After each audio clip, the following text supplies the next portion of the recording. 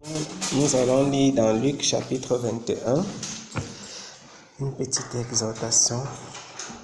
Luc au chapitre 21, nous lirons à partir du verset 34. On va lire à partir du verset 34.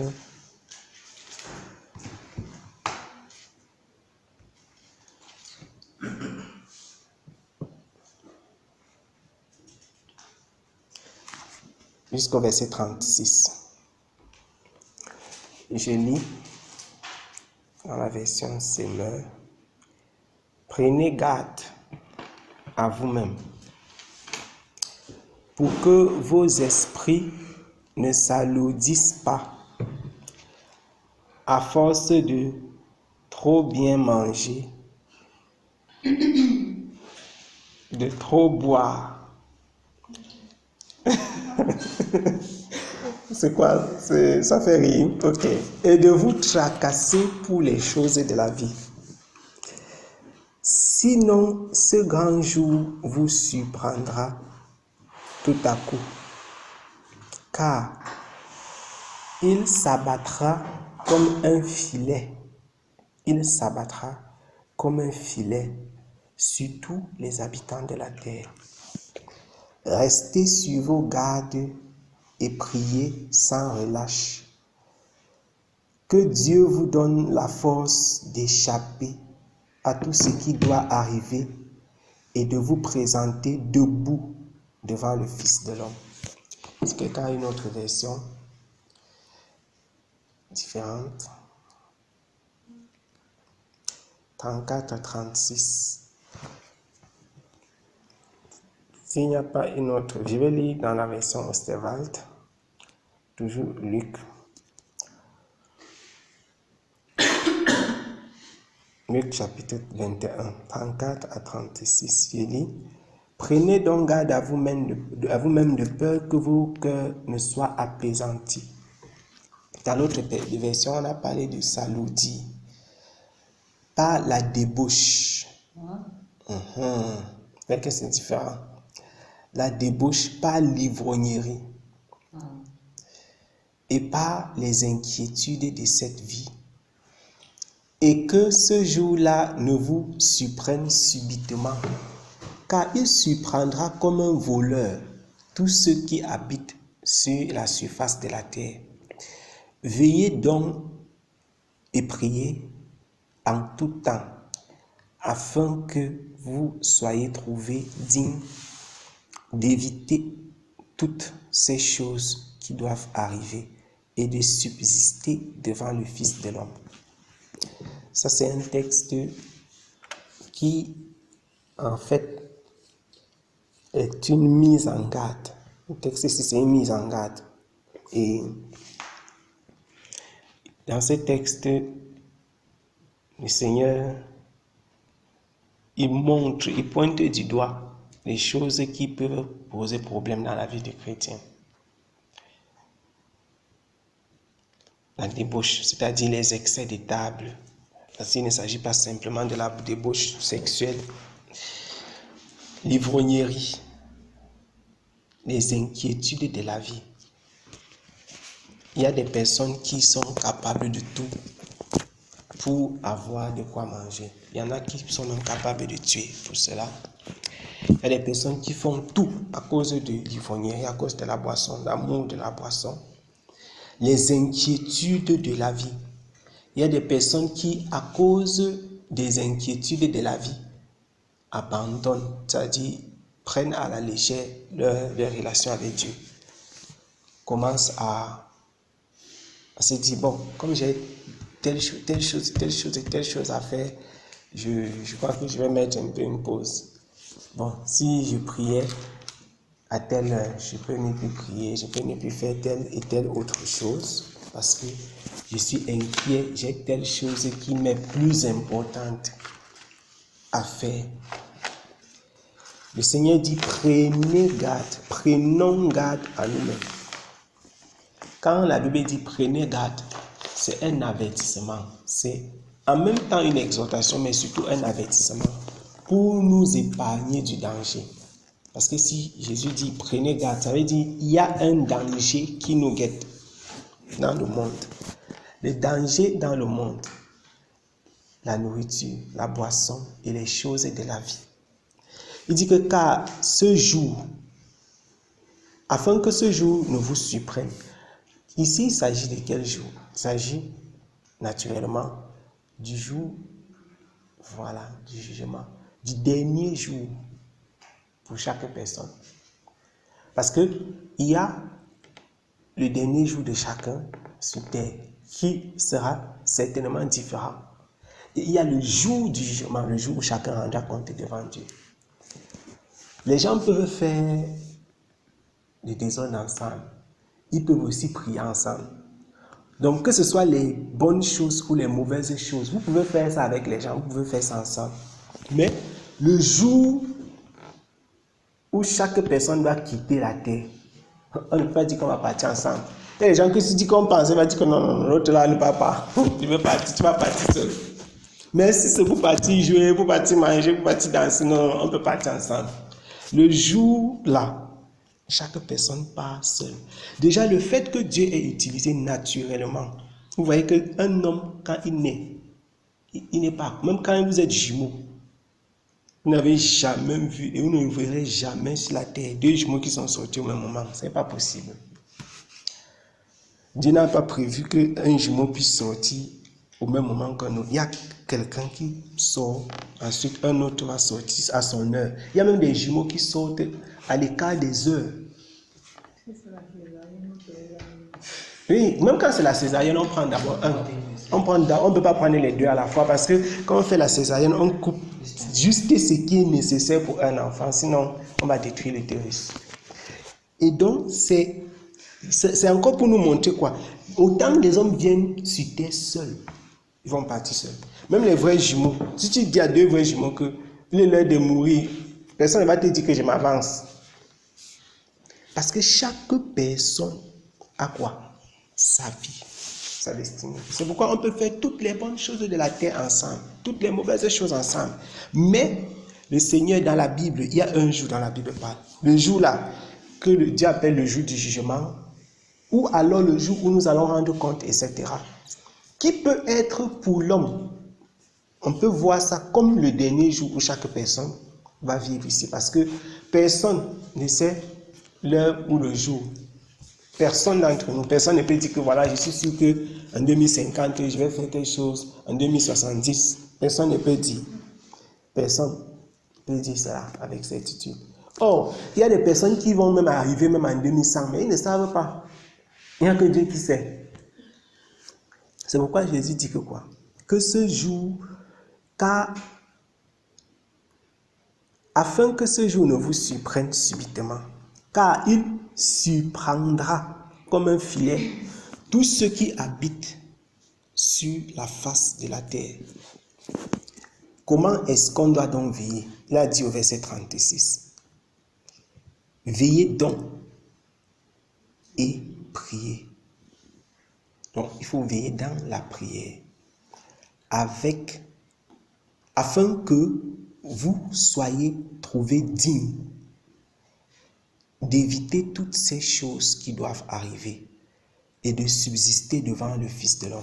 Il y a tellement de choses qui sont en train de se produire sur la terre. Si vous n'êtes pas des enfants de Dieu, si vous n'êtes pas sérieusement ancrés dans le Seigneur, vous allez réagir comme les gens du monde. Vous voyez la xénophobie qu'il y a, par exemple en Afrique du Sud là.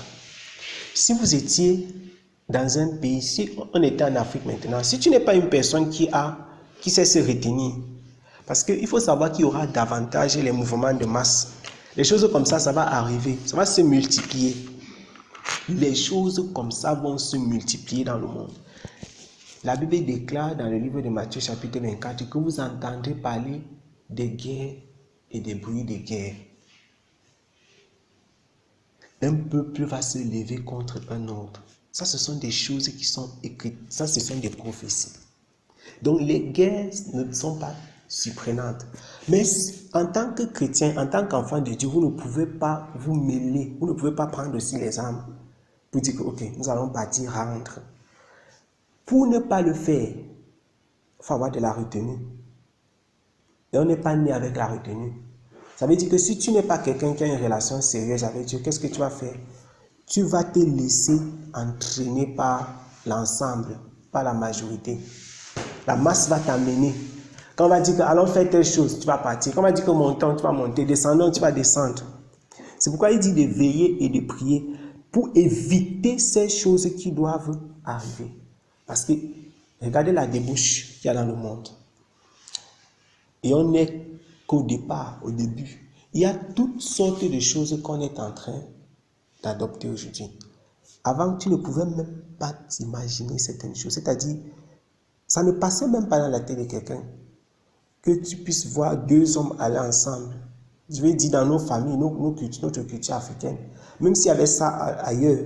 Mais chez nous, c'était de la sorcellerie. Aujourd'hui, de plus en plus, on importe cela. Et les choses qui étaient les plus inimaginables. Il y a maintenant les homosexuels qui font les vidéos sur Facebook, qui parlent, les transsexuels. Regardez la fille qui fait les vidéos sur Facebook là, par exemple. Les gens, est-ce qu'il y a le seuil de choc? Vous voyez, quand une personne, parce que c'est comme ça que l'ennemi fonctionne, pour changer la façon de penser, les mentalités d'un peuple, on ne veut pas venir un matin comme ça avec les homosexuels, on les déverse chez vous, non. Il faut progresser d'étape en étape. On vous met la télé, vous allez voir d'abord dans les films. Quand tu vas dans les films, tu dis que c'est quoi ça? Ça te choque. Pour changer la conscience, pour changer la façon de penser d'une personne, on procède par des chocs progressifs. Le choc a pour but de faire quoi? De changer ton seuil, ta perception de la chose. C'est de la même façon que pour que les gens deviennent violents, qu'est-ce qu'on fait? On leur montre les images violentes. Si tu passes ton temps à voir des images où on tue les gens, on les coupe, le jour où il y a une guerre, ne sois pas surpris que tu fasses la même chose. Pourquoi? Parce que ton seuil de choc a été déplacé. Ton esprit est capable maintenant de supporter les choses que tu ne pouvais pas supporter avant. C'est pourquoi si vous ne voulez pas vous mêler de certaines choses, il faut aussi éviter un certain nombre de choses. Et ça se passe comment? En se mettant à l'écart, en se séparant. La Bible dit que ça, ce sont des choses qui vont arriver dans le monde. Tous les dégâts que vous voyez. Maintenant, il y a des pays où on peut se marier avec les animaux, sans problème. On peut se marier avec l'arbre. Les gens se marient avec les arbres. Scusa. Ça, c'est pour nous dire à quel niveau la débauche. Il y a des choses qui se passent. Tu ne peux simplement pas croire ce que tu entends. Incroyable. Les parents aujourd'hui, il ne se passe pas 2-3 jours sans que tu entends qu'un parent a violé ses enfants, a violé sa fille, sa nièce, sa cousine. C'est devenu comme une petite chanson. Tu écoutes ici, tu entends en France, après tu entends aux États-Unis, tu entends en Italie, tu entends au Cameroun. Donc, un peu de partout. Chaque fois, tu vas voir ça. Et tu vois, les choses qui étaient scandaleuses avant, vous allez constater donc que tout ce qui pouvait faire le buzz même pendant 3 mois, même 6 mois, même 1 an, aujourd'hui, vous savez dans quoi on classe ça? Faits divers. Donc, c'est banal, puisque si on ne fait pas ça on ne classe pas ça dans les faits divers, demain ça va encore arriver. On ne peut pas quand même mettre ça comme un fait important. Jusqu'à les choses les plus inimaginables, c'est devenu les faits divers. Nous devons faire attention. Les hommes, si on n'est pas attentif, si on ne prend pas au sérieux notre vie spirituelle, on prie sérieusement, on médite et on cherche la volonté de Dieu. Si on se laisse distraire par les fêtes, les soucis de la vie, comme le texte ici dit, les soucis de la vie, vous pouvez mettre tout là-bas dedans. Il y a des personnes, leurs soucis de la vie, c'est leur carrière, je ne sais pas. Voilà l'autre chose que l'ennemi place dans notre vie comme ça, c'est une épée de Damoclès. Vous devez choisir entre votre carrière et votre relation avec Dieu. Le diable fait tout parfaitement pour renverser les hommes. Et pour vous faire, on a détruit la famille. Maintenant, toutes les femmes On veut avoir un travail, être au top. Pour avoir une carrière au top, il faut faire un sacrifice. Soit tu abandonnes tes enfants, ton mari, et tu ne dois pas te plaindre. Parce qu'en même temps, il faut savoir que dans les Écritures, c'est une parenthèse, Dieu avait donné un ordre. Il y a une personne qui est responsable d'apporter le pain dans une famille. C'est l'homme. Donc Dieu ne peut jamais demander à une femme les comptes par rapport à ça. Maintenant, qu'est-ce que la société a fait? Lorsqu'il y a eu les mouvements féministes au 19e siècle, les femmes ont commencé à se rebeller. La question n'est pas que les femmes ne doivent pas travailler. La question c'est que quel est l'objectif visé? Parce que l'objectif c'est que si toutes les femmes travaillent, lorsque les hommes travaillent, il n'y a jamais eu un problème dans les familles. Vous voyez donc que dès lors que la femme a commencé à travailler, les femmes étaient soumises. C'est ça. Dès lors que les femmes ont commencé à travailler, la question n'est pas au niveau du travail, mais comment? Parce que si ton objectif c'est d'avoir une carrière, d'exceller, rassure-toi, tu auras des sacrifices à faire. C'est pourquoi il y a de plus en plus de divorces, de plus en plus des enfants qui sont mal éduqués, puisqu'il n'y a pas une personne qui puisse éduquer un enfant comme une femme, comme sa mère. Tu peux avoir 10 bonnes, être directrice, être n'importe quoi. Dès lors que le diable a réussi à déstabiliser le noyau familial et à te faire croire que tu dois placer ta carrière en avant-poste, tu vas te plaindre comment? Si tu vois ton mari, si tu sors peut-être à 7h, tu rentres à 19h30. À l'heure là, les enfants sont en train d'étudier. Le temps de les voir, ils ont sommeil, ils partent dormir. Le matin, ils sortent, ils prennent leur direction, tu prends ta passe. Ça veut dire en 24 heures, tu vois tes enfants 3 heures comme ça, environ 3 heures, 4 heures. Le même temps, là, c'est aussi le même temps que tu vois ton mari. Tu vas te plaindre des infidélités conjugales. Tu vas te plaindre que tes enfants, on a confié les enfants à la télé. Oh, bienvenue. On va faire leur fête là-bas. À la télé, non. Ils vont voir tout. Ils vont voir Trust TV, ils vont voir manga, ils vont voir ton enfant. Tu vas voir un enfant de 5 ans, 6 ans. Ce qui pense dans sa tête, même dans ton rêve, ce n'est jamais passé dans ton rêve. C'est mort. Quand c'est comme ça, c'est fini. C'est fini. La famille est donc détruite. Tout ça, c'est quoi? Ça, ce sont les choses de la vie. Et les parents, la Bible déclare que les parents vont rendre compte. Et ça, c'est une chose que les gens ne savent pas. Les gens ne sont pas au courant de ça. La Bible dit dans le Proverbe chapitre 22 que instruit l'enfant selon la voie qu'il doit suivre. Et quand il grandira, il ne va pas s'en détourner.